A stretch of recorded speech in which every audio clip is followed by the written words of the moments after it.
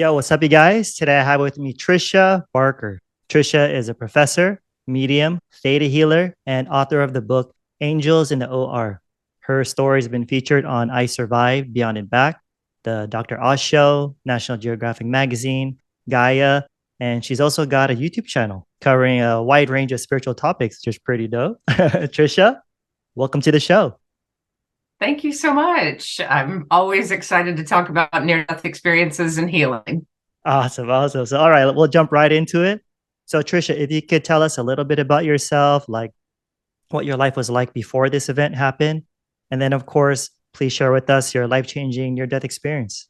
Yeah, so I teach college age students right now. And so I was a college student when I had my near-death experience. And honestly, I love learning. There was a part of me that felt happy to be at a university. And yet at the same time, I had a very high ACE score, which is adverse childhood experiences. So there was a lot of healing that I still had to do. And talking about mental illness or suicidal idealization was not trendy back then. Like, you just had to pull yourself up by your bootstraps and make it.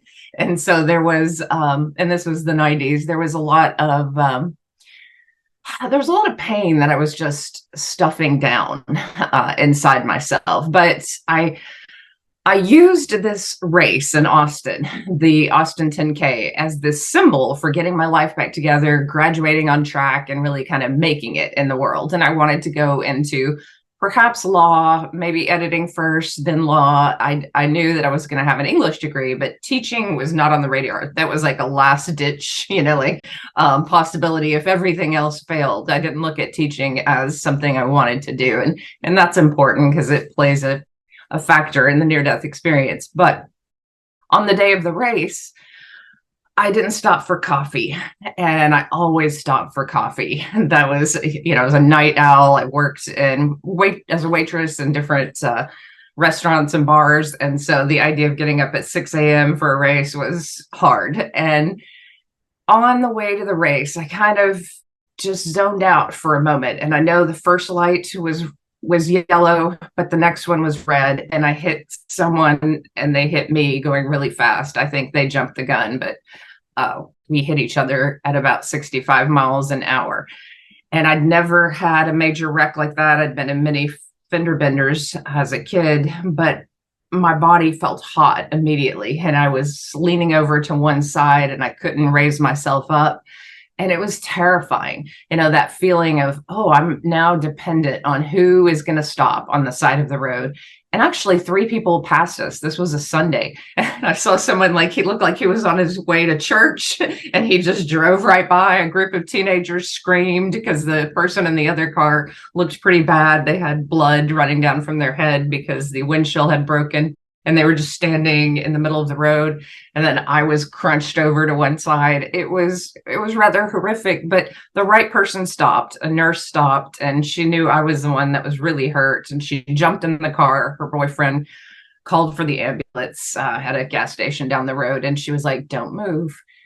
Your life depends on this, on you not moving. You probably have a back and neck injury. And I just remember thinking, okay, I've been trying to control so much in my life. And I was agnostic at that time. I'd been raised religious and just saw a lot of problems with people who are religious in my family. There was a lot of, there's a lot of abuse. And there was also a lot of judgment and meanness and scapegoating of people who thought differently. And it didn't seem like a very loving environment. I didn't think that it was any more loving than education. I saw education as this more enlightened route than religion at that time. And so I really just kind of threw religion out. And yet at that moment, I was like, okay, if there is a God, I'm going to need a little help today. This is a bad day. And I just felt this kind of link, for just a moment, just tiny, tiny, tiny bit of faith. And I saw a bird fly across the sky, and then I was wheeled into emergency surgery. The process took a long time. I'll skip through that. I didn't have health insurance and overheard a surgeon not take my case. He was on the phone with nurses. And I know people like to think that doesn't happen, but it does. And then the surgeon who decided to operate on me wheeled me in. She had to go eat dinner and take care of herself because she'd been on duty for 40 hours. But when I signed that sheet of paper, there was a 17% chance of death. And I remember thinking, well, that's a little higher than I thought, that I guess I had internal injuries. And that was actually what happened on the operating table, is I technically bled to death. But they didn't know how bad the internal injuries are, but they knew they had to do emergency surgery on my spine because I had already lost feeling in my left leg. So when I went into surgery, at 99, 98, then I was under. The next thing I knew, Joshua, and this is the coolest part, is I just floated up out of my body and I looked down at my body on the operating table. And that's all I needed for me to be fully assured that we go on, because I felt different outside of my body. You know how our eyes keep us focused straight ahead? I could see behind myself, I could see above myself. And it was kind of like I was above the surgeons looking down at my body, and I could see the top of their heads and their hands. And I thought, surgery is really a lot more bloody than I realized. There was blood all over the sheet. And then I looked up and I saw these light beings, these angels that were working through my surgeons. And I just call them light beings. They were huge and they were made of light and they were androgynous. So they had hair about where my hair is, but kind of wavy. And it was just light. And they were made of kind of this white, grayish light. But I knew immediately they were intelligent, and they were also healers. And they sent energy healing through their eyes, through the back of the surgeons, and into my body. And it kind of lit my entire spine up. And I knew that it was communication and healing. And I knew that they were telling the doctors where the bone fragments are, making sure that they were picked out, that I would walk, that I would run, that I would be fine, and that they were in control of this. And then they said something odd. It was like they could slow down communication, and they said, watch this. And as they continued to work on me, the monitor stopped. And I thought, now I'm really, really dead. So that was an out-of-body experience. And now I'm technically dead. And I thought, how are they going to revive me? I don't want to see this. There's already so much blood. And as a spirit form, you can just leave. I left that room. I saw my stepdad get a candy bar, and everyone always asked, did you verify this later? I did. He did indeed get this candy bar. And when he got this candy bar, he walked into the next room, and I didn't see this, but I heard later my mom and dad were praying at that moment, because I think biological parents have a link to people in their family, and they kind of knew that I was at a dicey part during surgery, or they thought I could die. And so to me, that's the part of the story that touches my heart, is that at the very moment I was out of body, both of my parents were on their knees praying. And as I left that hospital room, I transitioned into this night sky. And then I transitioned into something that looks like the telescope images that we're getting now of all these places in the universe, these starscapes that are absolutely amazing. And it was beautiful. But in that place, I was also being met by this higher intelligence. And I call it God, but it was just this universal knowing. And it was far away at first, but it was coming towards me. There was no fear. I knew everything was fine. It was kind of fun floating in the stars, like you don't need oxygen. You don't fear anything. You're not going to fall. You're just a spirit at this point, and you're discovering what is beyond this life, what is beyond this body. And in this realm, this higher intelligence started showing me parts of my life, kind of like a hologram. Like if you're watching television and you started seeing different parts of your life. Well, I saw different parts of my life, and only one part that I knew I needed to be better at. And that was being a little judgmental or cliquish. That's part of Generation X. If you didn't like the same kind of movies I liked or the same kind of music, then in my mind, you weren't like me or cool. And so I saw how I was missing out on the hearts of people who are really lovely people. and actually prayed for me. And I felt embarrassed that, I had judged them based on their clothes or their age or anything, that isn't important other than the heart. And I just knew I was connected to people at a heart level and that we all are connected. And I began, at different parts in this experience to feel this oneness with everyone I had known. And it's so hard to describe near-death experiences because everything kind of happens at once, like you're outside of time. So there's movements through the experience, but it's also just, it unfolds in a certain way. And people always say, how long did it feel like you were over there? A week, a month? I don't know. It was 2.5 minutes literally in time here, but it felt eternal. That these moments, these messages, this knowing made so much more sense than being in the body. And it just seemed like home. Every bit of it seemed happy, not terrifying. And so even that, looking at how I was going to be better, was a good thing. The next part of the near-death experience, I transitioned into what I would call like a heavenly landscape. It was beautiful. The grass was very green. There was almost like this wind that was moving through the grass, and it was swaying, and the grass looked kind of emerald green. And then my grandfather was there, and he's the only person who was dead at that time.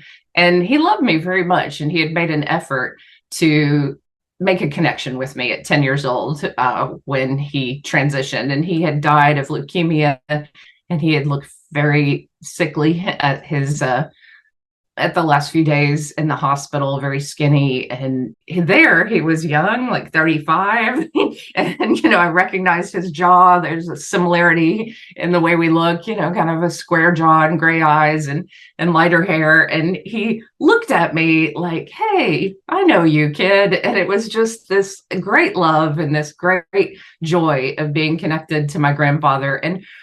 And he was someone I trusted. And so in that place, I felt safe, taken care of. But I also got this sense from him, like this was a holding place.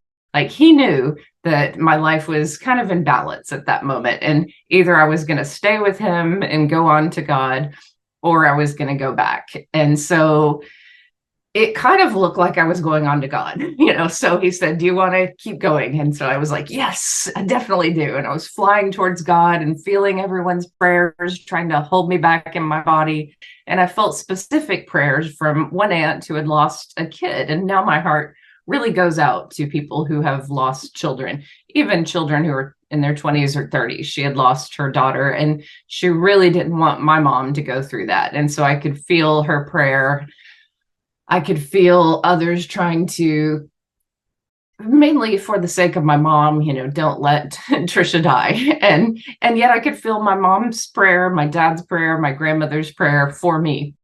And I just wanted to say, I love you guys, but I'm fine. This is great. I'm about to meet God. I don't care about your prayers.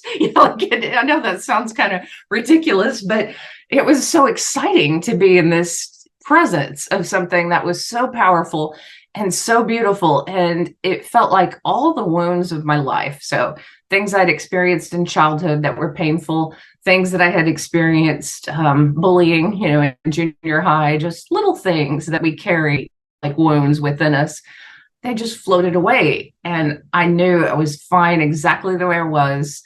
God loved me. God loves everyone this deeply, that at our core, we're all love. And love is the greatest healer of all. And there were certain messages that stayed with me. One is remind them to go to nature.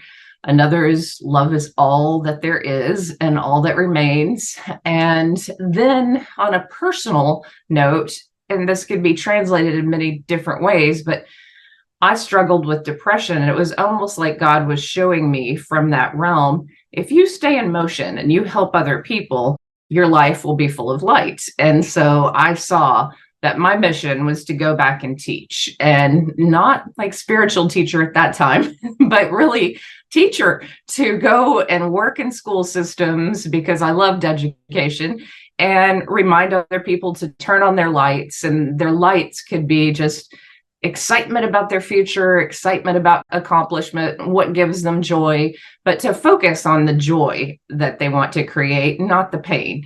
and to really just stay in that flow of accomplishment and joy and light. And then God showed me that darkness was just fear. Now that no, that's very Course in Miracles, like, there's only love and there's only fear. That's really the way it felt over there. It gets so much more complicated here. I mean, you look at the horrific things that people do, but according to God, it all originates from fear or insecurity or, mental illness or depression or all kind of things that separate us from loving ourselves, separate us from that flow of God. And Creator made it look so easy. Like you could just remind people, hey, connect to the light. and so, I took the mission. Like there was, at first I balked, like didn't really have a choice, but I balked and I was like, no, I don't want to teach. This isn't for me. This is not what I want to do. But when I balked, I felt God kind of throw me back in my body. And that's the best way to describe it, almost as if there was a sense of humor.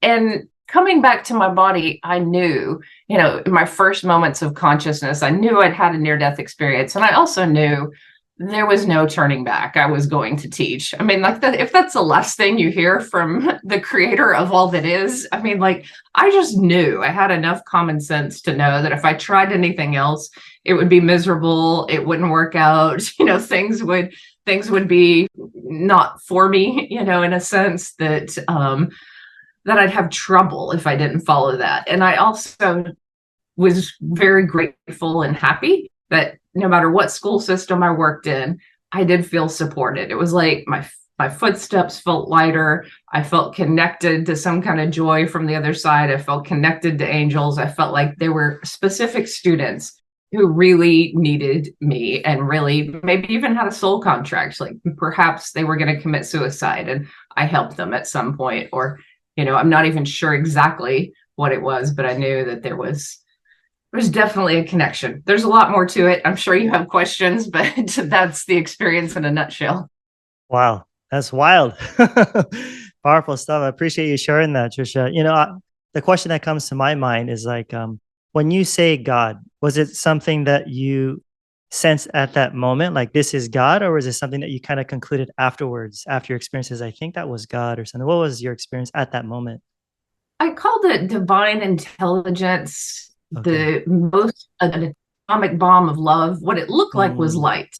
And so as I was going towards that light, it was the light of the universe, the intelligence of the universe is another way I might describe it in the beginning. But as I was going toward it, it was the deepest, most powerful love I'd ever experienced. So it was more than like passionate love. It was more than familiar, like family love. It was the kind of love that made you feel both free and protected and healed.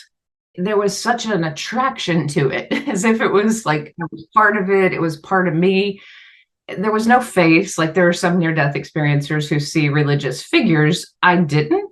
I did hear, one message which is slightly reminiscent of Jesus, which is be like a little child. Um, like that is reminiscent of higher knowledge. But I thought it was the best parts of religion kind of condensed into these really simple truths. Love is all that matters. Have the faith of a little child, be like a little child, forgive, let things go. I can't say God, because I know people have all these concepts from religion. right. It's more like just love. And then so I have Right, this event right, coming up and we're just calling it limitless love, right, because it right, seemed to have no limits. right, It right. just went on. Yeah, sounds good to me. So speaking of that, I mean, since you said you grew up in a religious home, is that correct? So since you didn't see like an actual, Jesus, like some NDEers have experienced, so how did your family respond, or even like your close friends, when you shared this story with them? My family was disappointed that I didn't see Jesus, but the person that was the most open was my grandmother, who was Catholic, because she believes in angels. And Ah, so that I saw angels, that kind of excited her. And she wanted to know more about that and, was curious. And then my mother at first was open because of the moment with the candy bar. Like, I think she was shocked that I had seen my stepdad bring in this candy bar, and she was praying at that moment. Then my stepdad came in and made a joke about the candy bar, and they moved on. But then her church gave her pamphlets that were filled with fear about near-death experiencers and how they often commit suicide, they get divorced, they leave their churches. And I was like, well, Mom, they leave their churches because their churches are too judgmental. Exactly. And they get divorced because, Wow. like maybe this one woman a Baptist minister, and then there was probably just a lot of conflicts at a philosophical level. She probably changed a lot, and I was like, Right. maybe it's a bad thing that she got divorced. And then as far as suicide goes, that's a complicated one. There's a lot of Sure. things that are healed at an emotional level, and there's a lot of things that are biological. So if you suffer from depression, or if you have an imbalance, there's a lot of things you can do for healing and self-care and getting better, but you still might struggle with that. And the near-death experiencers sometimes do dislike the pain of this world so much that there is this kind of knowing of, well, it's certainly wonderful over there, I don't want to keep experiencing all this Right. pain.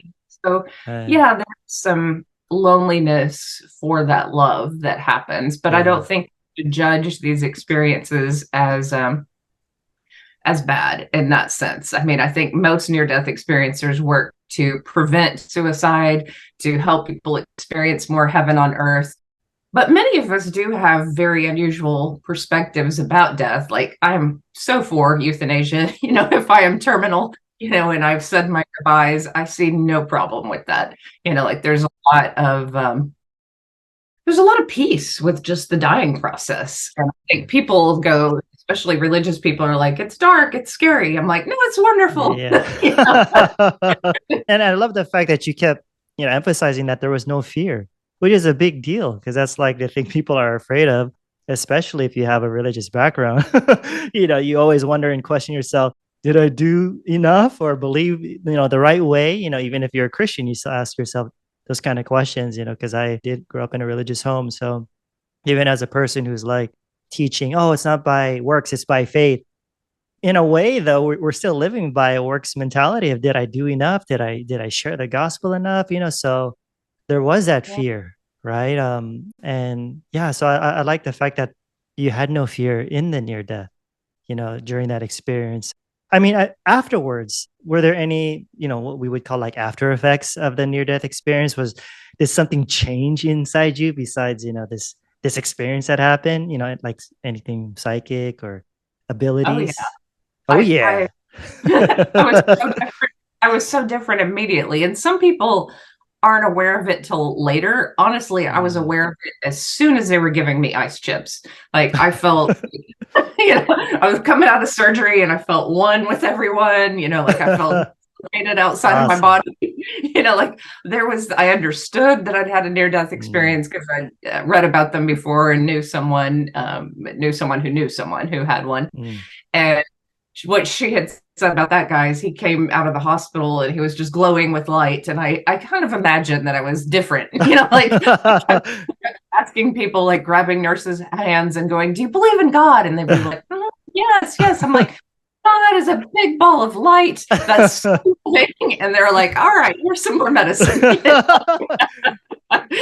So there was this dismissal, I think, of some of it. But I had been, I don't know how to put it, but very contained within my body. Like, I didn't have a consciousness that really went outside of my body. Maybe I Mm, was sensitive and I could read people, but I didn't merge with them. I didn't have that ability to really feel what they're feeling.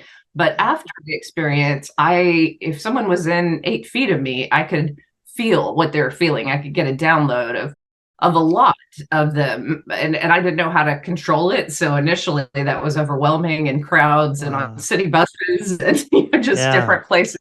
But it was great in the classroom when I was given this ability to help my students and guide them, Wow. and having that sense of oneness with them, then I didn't judge them in that traditional way. I could see, oh, this kid is acting out because his father's hitting him, and we need Mm. to, get CPS involved. I need to tell him, how to stay at work longer and take care of himself and plan for his future and really take himself seriously. So I'd get these, moments of deep understanding of Nice. people's pains. The psychic flashes were honestly a little weird. Like, I didn't understand it, but the cool thing that I could do at this time, we didn't have, Apple Music and all that. I knew what song was playing on the radio at what time. So I could flip to the dial and I'd have it in my head and I'd sing it ahead of time and I'd be right on the verse, Wow. and then I'd get Nice. to that station. So it Yeah. was almost like I was picking up on radio frequencies. There were a couple of times that little things to keep me safe, like a fan fell from the ceiling and I knew to move out of the way, right at that moment, and just kind of saw it happen ahead of time. And there were Wow.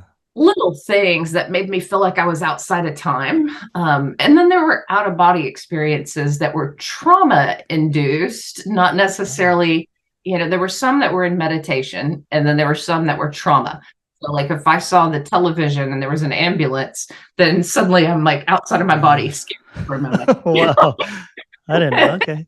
Wow. And then if I laid in bed, and I did lay in bed a lot, it was in a body cast and recovering from this surgery, I knew how to lucid dream. I taught myself how to leave my body, how to continue to Awesome. work with angels, and really Awesome. just how to commune with that experience. I felt like I had 1 foot here and 1 foot over there, and then some nights kind of 2 feet over there because the body was so painful. And, and I was coming back to it going, am I alive? Am I dead? Do I really want to go back to the body? And then Wow. it was a little confusing at times, but it was also exciting because I felt like I was a kid again, like I was Mm. healing all these wounds. And also at that time, there was a lot of binge drinking and drug Mm. experimentation in college. And so just that year to recover with my body, eat really good food, get sober, think about, all these things really helped me. And I mean, Mm. sobriety, full sobriety didn't come till later, but I certainly had that year, which was great. A lot of near death experiencers have a heart attack and then they're just like right back at their job, like a Yeah. week. But I had a full year to read books, study spirituality, practice meditation, and I was all Nice. in. When I went back to Austin, I got certified in transcendental meditation, went to Buddhist temples, and Mm. really the people that I connected with most were meditators Mm. because there wasn't that spiritual ego that was just, hey, we're here to have a spiritual experience together. So Wow. that was a huge part of my early part of my near death experience was Ah, just that's meeting. awesome. From what I saw in your biography, so you're also into healing as well, right? Is that Yeah. something that was triggered because of the near death, or is that was healing always a part of your life, like even if it wasn't like theta? Yeah, so my body had a lot of pain because I was That's fused and right. I had rods in my back after the accident. And luckily I was young, so from about the time of the accident, 20 to about 40, I was pretty fine. Like I was Mm. still a runner. I just didn't lift heavy things. But in my 40s, I began to experience some deep pain, in my neck Mm. and back, and just we're also sedentary with the computer, so that was hitting me a little harder than Mm. other people. And so I went on this healing journey, and I was open to every type of healing modality, and I would have loved to have had a TV show and just like try out healing modality around the world. That's kind of what I did on my own. Awesome. A Awesome. lot of my money went into experimenting. Is it sacred places on the planet? Is it sacred buildings? Is it sacred healers? What did what did my mind believe? What affected my body the most? And everyone's healing journey is different, and that's what I remind people. But getting to the root cause of something is important. Obviously Western medicine kind of does people a disservice by just covering up symptoms Hmm. instead of really creating healing. Yeah. And so for me, yes, yoga and infrared saunas help. They help maintain a healthier body, and a very good diet, a healing diet, mostly focused on vegetables and fruits. People can have variations of this, and I don't judge, but I'm just saying, like in general, go for the basics that aren't processed, and if you include meat, make sure it doesn't have hormones, and just all of those basic things. But oddly, what triggered a deep healing was a cathedral in Santa Fe, and I felt the presence of Jesus, and it didn't convert me, to this, this Christian. It really just made me look at Jesus as an actual healer, as someone who walked the earth, as this spiritual force that was a force of healing for people. And it also helped me heal some of the wounds with people in my life who I grew up with, who had harmed me but called themselves Christian. And so, there was this deep, like, emotional, spiritual healing that began first, and then it translated into physical healing through energy modalities and all kind of different modalities, but also Nuka chiropractic. So I learned a lot about healing, but I kind of knew it, and I knew that our energy body, or our spirit body, is affected by trauma, by other people. Like, I could see it energetically, and that was kind of different after the near-death experience. It's just being able to see things, like when someone had experienced a deep trauma that took away their power, I could see it in their solar plexus. I could see it in my own. And I knew that it takes realistic work, sometimes psychotherapy, sometimes self-defense courses, sometimes, martial arts training, or a yoga training, to really realign the body, but also to emotionally heal and then physically heal. That sometimes it happens very quickly, like there is instant healing at times because maybe everything's just ready and poised for it. But most of the time, healing takes time. Cool. So, I mean, with the story that you were sharing, like when you were in the hospital room, you were mentioning that those light beings were like, "Watch this," they were like, shooting energy. I mean, is that something that you've incorporated in your healing modality when you do sessions, or no? Yeah, I always ask. I asked in the classroom as much as in my healing modalities. I try to connect other people to their own connection to their angels and their guides. And that's part of what I do. But I certainly ask for that help as well. But, there have been moments when I've taught my students, my college students, to meditate. And one semester, I just saw, like, as we were meditating, I was sending and asking the angels to send light to my students. And I saw one student's soul just being held by her angels, and I had to ask her, what was going on in her life at that moment. And she had a terminal disease, and so I saw, like, this deep sorrow. She didn't want to die young, and her soul was just crying inside. And so yeah, it was interesting, to commune with her and just be given that information ahead of time. So it was kind of beautiful that she was held. So the angel's like, "Watch this," give a big, nice hug. It's like, we got you. Watch We got that. Yeah. So, I mean, obviously, in your story, your experience, you found your purpose. You were kind of led in a different direction than what you originally planned, and you became a teacher. You kind of had that catalyst, this experience that kind of led you, down that path. But how can someone who hasn't had a near-death experience find a, purpose in their lives? Because I think a lot of people deal with that, right? Young and old. Yeah, you're right. It's a common question. And first, I would say be open to that love from God. First, just work on accepting that love from God and loving yourself. And then, so often we beat ourselves up, or we tell ourselves we haven't done enough. Then just make the effort to do something that gives you joy, that also helps others. And it can be in so many different realms. I mean, some people like to knit, and they want to teach others how to, knit something. People love to paint, and maybe they can't make a living doing that, but maybe they can teach art classes and, have art parties and, I think when there's too much of a focus on the self, me, there's going to be greater depression. When you Mm, get in action and you're sharing your gifts with others or you're helping others in some way, there does seem to be that flow from the heavens. yeah. And even I'm sure like creating a video when it really connects with others and helps them, it's more exciting than when, you're Yeah. like, oh, what did I do here? Like, Yes. like so in everything, there's always that, wow, other people enjoyed this. I'm so glad, like when we're able to share even a meal with someone. So I think our purpose Yeah. is to love others. I think the most misunderstood thing about near-death experiences is people hear those words, love is all that matters and all that we take with us. And then they go, oh, nobody loves me. And I'm like, Mm, well, get out there and love that tree, adopt mm, an animal, love that animal, love your walk today. You yeah. just be love, you be you, and you be love, even if other people aren't open to it, even if they think you're weird, even, yeah, I mean, don't get fired or anything, people too much, but but be loving, is Yeah. the point.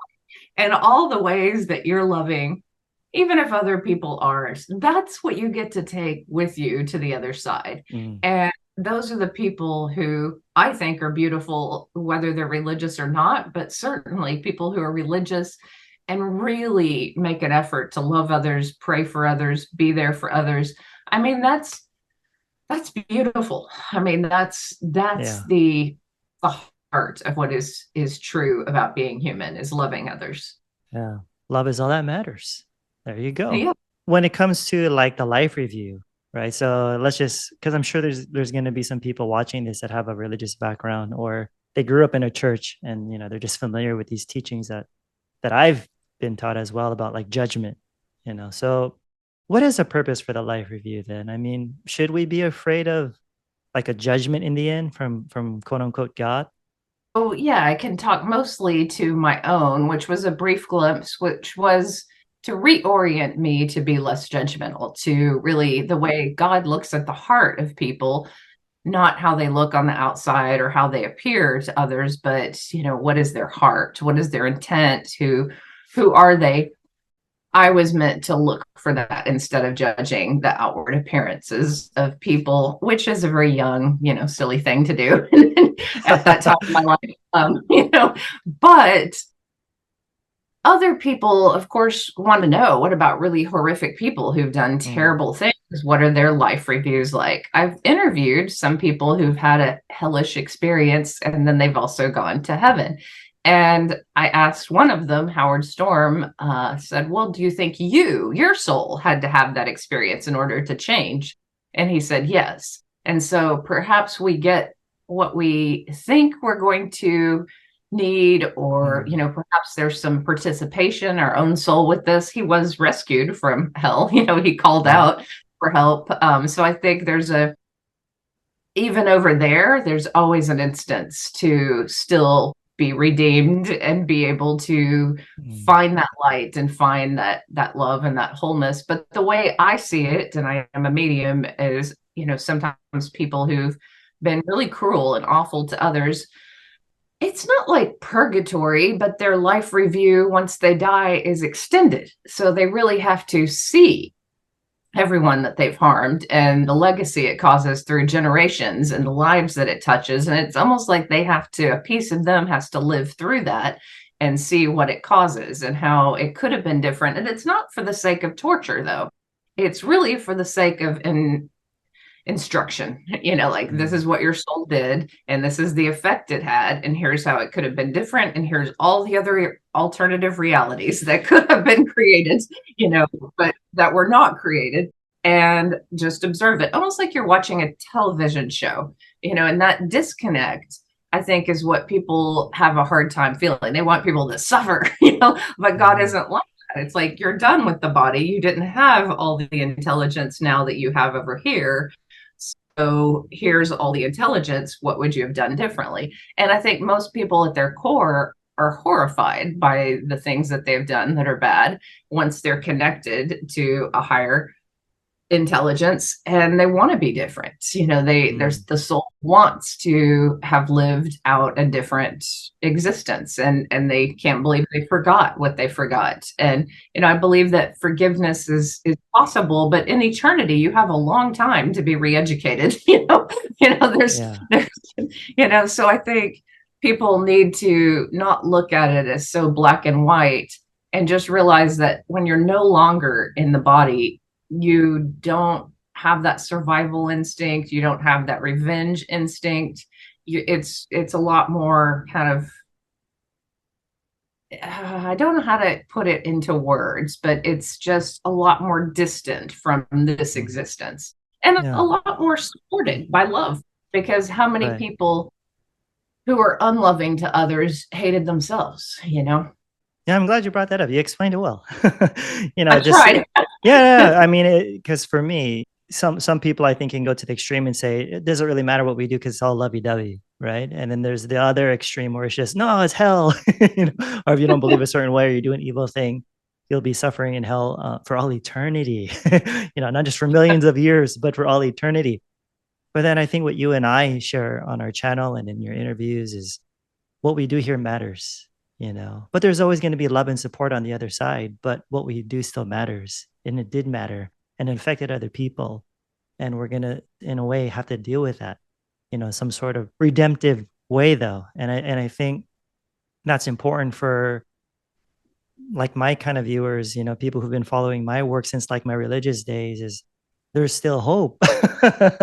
There's still hope because a lot of people think it's like that black and white thing. Like once you cross over, that's it. There's no like heaven and go to hell or hell and go to. It's just like once you're in one place, you're stuck there forever. So I think what you're sharing is very hopeful and important for people to at least consider. Whether or not it's true, who knows, right? I mean, that's something that they'll eventually have to determine on their own. But I'm sure that like your whole experience was like powerful. But what do you think affected you the most in that experience that you think about probably, I guess, often? Or the angels were right there. They were the first thing that I saw that was otherworldly. That was something beyond this world. And it seemed to me as if we all have angels with us, since birth, that are there with us. And there's so much more magic than we realize. So people get very caught up in their day-to-day lives, looking at their phone as soon as they drive into work, getting their coffee, and they forget that there's angels beside them, that everybody has angels, that sometimes there's some ghosts that need to, like transfer on, that we need to help, that there's so much going on at this metaphysical level, at the spiritual level, that this is really a pretty magical journey, and that it can be whole lot more magical when we are in touch with the spirit world. And also the deepest healing that I've had is when I have called on, call it God, or just call it that unconditional love. Like say if there's a problem that's too big for me, I'll take a walk in nature, because one of the messages was remind them to go to nature. And I'll just say, God, I can't figure this one out, so I'm going to give it to you. And then I'll just take a walk. And sometimes everything will just work out. I'll get a phone call, things will work out better than if I pushed or I tried to make something happen with my own sense of control. So I believe in this sense of faith and good energy. And if you switch your own energy, then sometimes wonderful things filter into this life. So I would say I try very hard to bring moments of heaven and healing just to my own life and to this world. That's awesome. As we come to an end, I mean, you kind of answered the question already in a way, but I'll ask it anyways in a different way. But like, what message or advice would you want to just share with our viewers? Just anything that's been on your heart lately, other than what you just shared. But if there's anything, even as like you kind of mentioned, those who've dealt with like trauma or those who've been feeling, hopeless or struggling with depression, is there anything that you can share for some encouragement to our viewers? Oh yeah, definitely. Anxiety is such a big problem with the youth and with the college students that I work with. And of course, suicidal idealization is on the rise. So I always tell people you're so much more loved than you realize, first by this energetic power. But if you feel like you're about to take your life, please tell everyone you know. Tell your teachers, tell your aunts and uncles, and even if some people aren't helpful, I bet you a neighbor or a teacher or just an acquaintance is going to care. Like you'll be surprised who cares and who is really there to help you get the support you need. That when we reach out for support, sometimes the people we want it to be from, a parent or a boyfriend, girlfriend, maybe they're not the ones that are going to help you, but it might be a coworker, it might be an aunt. And don't ever think that you're not loved and you're not cared for, because you are. And don't give up too soon, because the miracle and the healing is often right after it gets darkest. That's when that breakthrough comes. So one of my big missions is for people not to commit suicide and to really just have an awakening. Beautiful message. You are loved.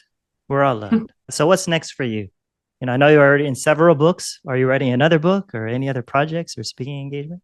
What's next?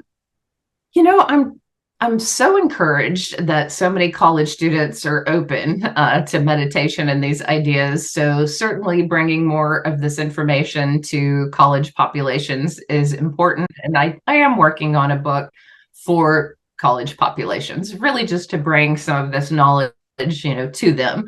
And I'm also working on a young adult novel, but these things take time, so who knows? Cool, so cool. So what's the best way for people to reach you online? Like, what's your website? Yeah, so I have a contact page on my website, which is just Tricia Barker, Tricia Barker, Barker, NDE for near-death-experience.com. And if you go to the contacts, you can find me there. And I do offer readings and writing workshops and other things. Cool. So I'll be sure to have that in the show notes. So, Tricia, I want to say thank you to you for doing this on short notice. And when I saw your story online, I was like, I got to have her on, dude. That's a dope story. So powerful with such a beautiful message. You have a beautiful heart. And I thank you for your transparency and your honesty, just sharing how you used to be when you were younger and how much, so much has changed in your life. And I want to let you know that you just watching your videos, in preparation for this interview, you're reaching so many people. I could just see your heart in the things that you're saying. And I just want to encourage you to keep going. And it's reaching more people than you realize, which is pretty amazing. Right. So, Tricia, thanks so much for being on the show. Thank you, Joshua. Have a great day. Thank you. Thank you. Alrighty, guys. So once again, thanks for watching. Till next time, we're out. Peace.